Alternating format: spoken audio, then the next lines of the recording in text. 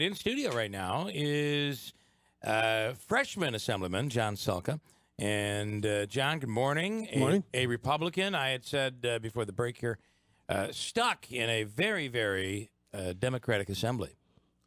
Well, and I agreed. Stuck is a good term, but we're taking the opportunity to represent the constituents of our districts the best we can. The Republican minority, even as a minority, still represents 5.7 million people in New York State, and we're determined that their voices are going to be heard.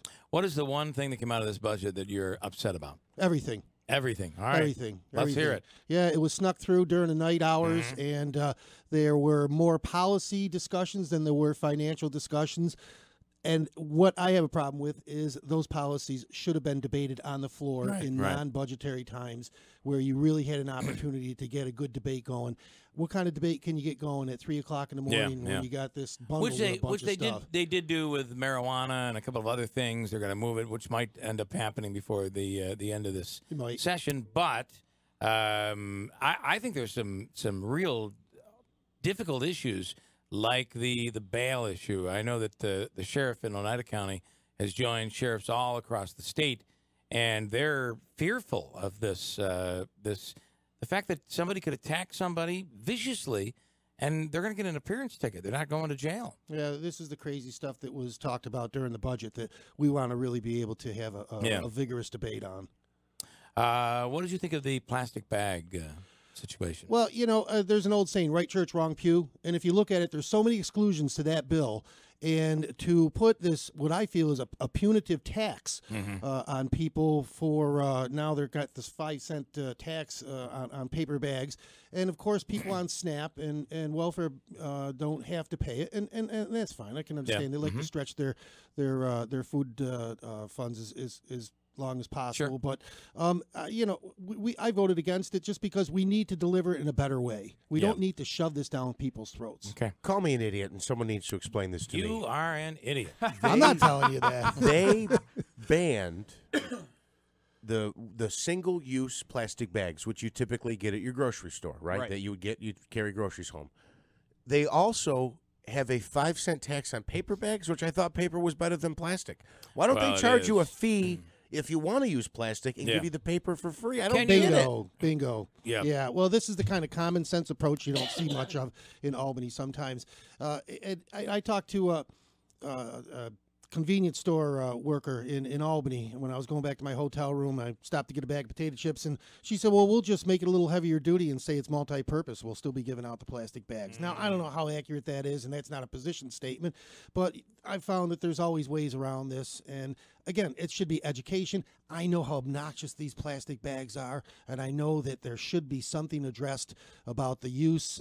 But if you look at it, the numbers show that in the United States, we have a minute percentage of the actual impact as far as plastic in the world. Whatever happened to the days where we incentivize people? Exactly. Where we teach a better way of doing things, and through advertising campaigns and through schools, you basically educate a public to say this might be a better option and let's save the environment or whatever it is.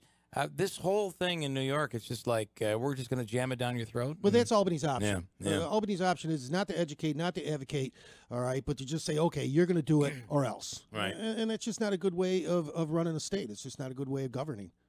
How do you feel about the fact that I read today that the state police is immediately stopping they're sending out mugshots. It's done now. How do you feel about mugshots being eliminated? Mugshots? Oh, yeah. Which is a part of that whole again, and I look at it this way: the governor's proposing to close 2 or 3 prisons.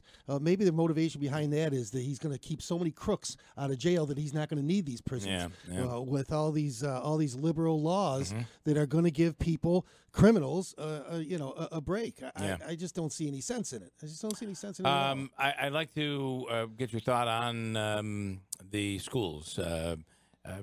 Big money was planned for for foundation aid, and by the time we got done, it was far smaller.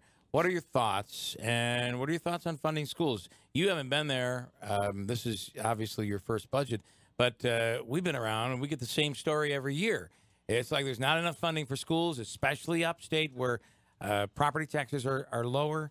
The formula's off. The foundation aid is off. We hear this every single year. Well, you know, I spent 7 years on the school board of Brookfield Central School. I was the president for 4 years, so I kind of got an acquaintance, if you will, with the way the budget process works. Had to be tough for a school the size of Brookfield. Oh, it's really tough. As a matter of fact, Brookfield was hit, I think, 2.37% decrease. But overall, the school districts in my assembly district did okay. But I've been in touch with many of the superintendents who have a problem with how much was actually divvied out. And, of course, they always need more.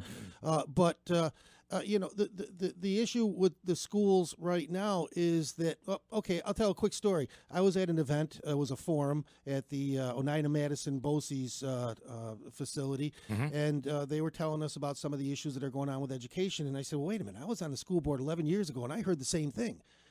Isn't anything being done? And they said, well, as a matter of fact, it's worse.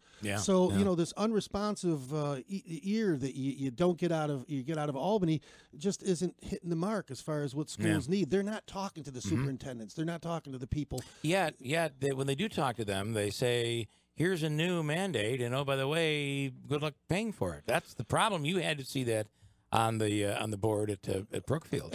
Absolutely, and this is a huge issue. And, you know, they have a very difficult time with the property tax cap because it varies from year to year. And some schools, like Richfield Springs in my district, actually ended up in the negative last year because of the property tax cap not being definitive. The property tax cap, and that's interesting. Explain that, because we all call it, and I think that started with the governor's office and media, you call it 2% tax cap. But it's really not a 2% tax cap. It varies from municipality to municipality, school district, district, inflation, right? Well, basically, okay, the CPI, the Consumer Price Index, and all that has a lot of bearing with it. And sometimes the 2% property tax cap might be 0.5%, or it might be 0.7 or 1.8. Now, when I was I was town supervisor, Brookfield, for 11 years, we never had to waive the property tax cap because we made a lot of common sense spending. All right. But a lot of communities don't have that option. They get hit with expenses unanticipated. Like for instance, if you're a school district and you have 3 or 4 children with special needs come into your district, by law, you have to teach them, as you should. Right. All right. But those educations, that's costly. It's costly, and they don't anticipate these in their budgets. It hits them, and sometimes they have to wait a year or more to get paid. And try to write a budget under those kind of circumstances. So we said, okay, we endorse the property tax cap, but give the schools something concrete that they can budget on, and that makes more sense. Don't have it go all over the map, because then they can't budget. It sounds like you were somewhat suspicious going in of Albany. How do you feel now? You know, I love the job. I worked very, very hard to get there. I ran 3 times. You ran a couple times, 3 times. Yeah, I ran 3 times. I say persistence is the key to success. And I love the job. I love the constituent services. As a matter of fact, right after I leave here, I'm going down to Oneonta, and I'm meeting with several groups down in Oneonta, and then I'll be through Hartwick and Edmiston and just talking to people. And look, I know as a Republican minority member, we're not going to pass any Lombard legislation. The Democrats have full control over things. But what I can do to deliver constituent services, the first day we were opening our office in Oneida, this older woman came in and was having trouble with her heating assistance. We straightened it out for her, made sure she's okay for next year. And people that come into the office, we want to make sure that as their assemblyman, I'm going to be able to take care of some of these, they're calling them kitchen table issues now. So, and that's important because you're replacing somebody who was there for quite some time. So that constituent services, I find, even in Congress, you see people, they lose sight of that fact that that's a big, major part of that job. Oh, it's a huge part of it, and it's a part, as a matter of fact, I enjoy most. Yeah. How long was McGee in there for? He was there. He was 200 30 years. I was 200. When did the assembly start? Well, he was. You know something? When did they first assemble? He was there for 28 years, and you know, all due respect, yes. you know, Assemblyman McGee did a great job representing his constituents, and he worked very hard. And now, from my perspective of being there, being up all night Sunday night, waiting for the budget to be passed, and you all get that. it. You know, it's a tough job. And McGee was somebody who was a Democrat who could easily have been a Republican anywhere else. He was extremely aware of where he lived, and aware of the farming community as well. So right. I'm glad to see you speak highly of him. Oh, so. No, and I know Bill personally, and we've had talks before, and our campaigns were always very respectful. When we debated, excuse me, I always Excuse me. I always thanked him for his service, and it was just time. It was time. And Bill's glad to hear you talk. We'll speak well of him because he just insulted him by saying he's been in the assembly for 200 years. I thought we could bring it around you could say it, Bill, to a better place. So, did you keep some of his staff members? I'm just getting to the point on constituent services. They've probably been there for a long time, and they know the ins and outs of the district. Well, we thought about that too, and I got, fortunately enough, a couple of my staffers. Of course, we don't have the staff that a majority member would have. Sure. All right, but I've got a great young staff that is very enthused. They're always coming up with ideas. Some of them, I got to admit, I got to kind of rein in a little bit.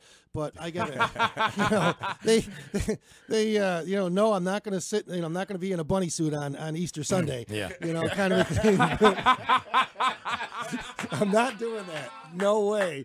But awesome. Where was that planned? The Beaver's Den? Is that where they were going to do it? But I've got a great staff, and fortunately enough, the Albany, the Albany minority has lawyers available to us. They have research analysts, and in fact, I have sponsored. If you look at it I've sponsored probably 250 bills. We have a bill going through now. One of my first, I carried a lot of bills that Mr. McGee didn't have the opportunity to finish because they were good bills. Yeah. Just because they're Democrats' bills doesn't mean they're not good bills, and they are. And so some of them help farmers, some of them, support Second Amendment rights and so forth and so on. So, we're working hard to get those bills through. It's a convoluted process, I have to admit, but we're working at it. And you really kind of have to make friends with the other side in order to... Which I have. Yeah, which I have. It doesn't do us any good to get somebody frustrated and angry with you. It just doesn't. That's not the mantra of America today, though. It's almost like the more you get them angry, the better it is, but not when you get down to the levels of... state government. We're here to serve. You gotta serve. So, we're here to serve. All right, John, we appreciate it. John Salka, Assemblyman, thanks so much. We will do it again. My pleasure. Thank you very much. Thanks so much.